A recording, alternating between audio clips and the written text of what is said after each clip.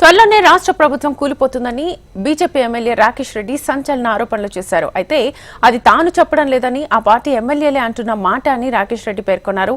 త్వరలోనే రాష్ట్రంలో ప్రజాపాలన అంతమై ప్రజా ప్రభుత్వం వస్తుందని అంటున్న రాకేష్ రెడ్డితో మా ప్రతినిధి రామకృష్ణ ఫేస్ టు ఫేస్. ఈరోజు అసెంబ్లీ సమావేశాలు ప్రారంభమై అయితే ఆ అసెంబ్లీ సమావేశాల చర్చ ఏ విధంగా జరుగుతుంది ఏం లేదనేది రాకేష్ రెడ్డిని అడుగుతుంది. సార్, ఈరోజు అసెంబ్లీ సమావేశాల్లో 2 అంశాలపై చర్చించేందుకు సమావేశం ఏర్పాటు చేశారు. ఆ సమావేశాల్లో మొదటి వాయిదా వేయడానికి మీరు ఎలా చూస్తారు? వీళ్ళకి ఎటువంటి తెలంగాణ ప్రాంతంలో ఉన్న 2 కోట్ల మంది బీసీలకు కావచ్చు, తెలంగాణ వ్యాప్తంగా ఉన్న బీసీ సోదరుల మీద కావచ్చు, ఎటువంటి వీళ్ళకు విశ్వాసం లేదు, వాళ్ళ మీద అభిమానం లేదు, ప్రేమ లేదు. ఇది ఒక మోసపూరిత చర్య ద్వారా, ఒక తప్పుడు సర్వే లెక్కల ద్వారా తెలంగాణ బీసీలను మోసం చేయడానికి ఆడిన ఒక నాటకం. ఈ నాటకంనే ఇప్పుడు ఏదో ఒక రకంగా మీకు అర్థమవుతుంది కదా, ఎటువంటి సన్నద్ధం లేదు, సమాయుత్తం లేదు. ఎప్పుడైతే నువ్వు మేనిఫెస్టో అధికారం రాకముందు డిక్లరేషన్ పెట్టి నువ్వు ఇప్పటివరకు సమాయత్తం కాకపోవడం, 4 రోజుల క్రితం అసెంబ్లీ ప్రత్యేక సమావేశాలు పెట్టింది దీని గురించి 30 సెకండ్లు కూడా సమావేశాన్ని నడపలేని ప్రభుత్వం నైతిక అర్హత ఉందా?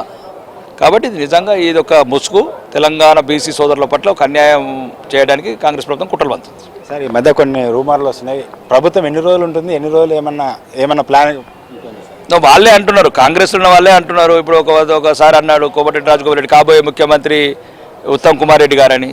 అంటే మేము అన్నట్లేదు, అది వాళ్ళు అంటున్నారు. కాంగ్రెస్ ప్రభుత్వంలో ఉన్న వాళ్ళే ముఖ్యమంత్రుల పేర్లు వాళ్ళు చెప్పుకుంటున్నారు, కాబోయే ముఖ్యమంత్రి నువ్వు, కాబోయే ముఖ్యమంత్రి నువ్వని.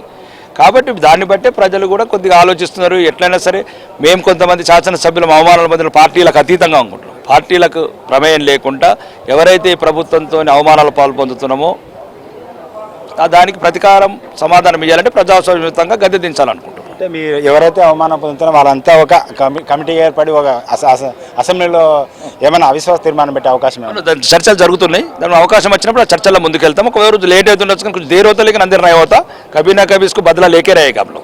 అంటే ఎంతమంది అవిశ్వాస తీర్మానానికి ఎంతమంది సపోర్ట్ చేసే అవకాశం? ఇప్పుడు మాకున్న లెక్క ప్రకారం సుమారు అందరం మనం అవమానాలు వెళ్తున్నాం. సుమారు 60-70 మంది ఉన్నాం. 60-70 మంది ఎమ్మెల్యేలు అయ్యేటట్టున్నారు అవమానాలు పొందిన వాళ్ళు. పార్టీలకు అతీతంగా ఇక్కడ మీరు పార్టీల ప్రమేయం తీసుకురాకూడదు.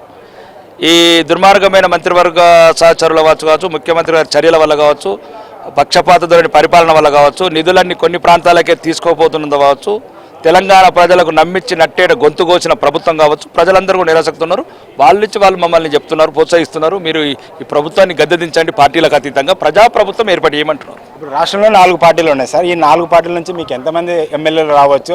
అయితే ఈ ఎమ్మెల్యే అంతా కలిపి ఒక కొత్త పార్టీ పెడతారా, లేకుంటే కొత్త కూటమి ఏమైనా పెట్టే అవకాశం? ప్రజాప్రభుత్వం, దాన్ని ప్రజాప్రభుత్వం అంటారు. ప్రజలకు ఏదైతే వాగ్దానాలు చేసినామో ఫస్ట్ వాగ్దానాలు నెరవేరుస్తాం. ఇట్లా మాటలతో మోసం చేయకుండా ఏది తెలంగాణ ప్రజలకు వాగ్దానాలు చేశామో ఆ వాగ్దానాలు నెరవేరుస్తాం. కనీసం గూడు గుడ్డ అన్నట్లు ఏదైతే ఫస్ట్ ఇల్లు కట్టించడము, పెన్షన్లు ఇవ్వడము, రేషన్ కార్డులు ఇవ్వడము, విద్యార్థులకు ఉద్యోగాలు ఇవ్వడము, పాఠశాలలో మౌలిక వసతులు పెంచడము, గవర్నమెంట్ హాస్పిటల్ కట్టించడము, దాంట్లో మౌలిక వసతులు పెంచడము, పేదలకు మెడిసిన్స్ ఇవ్వడము, అంటే ఏదైతే నిజమైన పేదలకు, విద్యార్థులకు, మహిళలకు, రైతులకు ఏదైతే కావాలో ఆ నిజమైన ఒక ప్రజాప్రభుత్వాన్ని ఏర్పాటు చేస్తాం. సార్, ఈ ప్రజాపాలన అనే వీళ్ళు కూడా మీరు ఏదైతే వాగ్దానాలు చేశారో, ఏవైతే చెప్తున్నారో అదే చెప్పి వాళ్ళు అధికారంలోకి వచ్చారు. మీరు ప్రజాప్రభుత్వం అంటున్నారు, దానికి ఏంటి చెప్పి? అదే కదా 14 నెలల ప్రజాపాలనలో ఒక ఇల్లన్న కట్టించారా రుజువు చూపించండి, ఒక కొత్తగా పెన్షన్ ఇచ్చారా రుజువు చూపించండి, ఒక రేషన్ కార్డు ఇచ్చారా చూపించండి. కాబట్టి ఎటువంటిది లేకుండా మళ్ళీ పోలీసు జులుముతోని విద్యార్థుల మీద లాఠీ చార్జ్ చేసుకుంటా రైతుల చేతులకు సంఖ్యలు వేస్తున్న ప్రభుత్వం ఇది. ఇవన్నీ ప్రజలలో ఒక నిస్పృహలతో ఉన్నారు.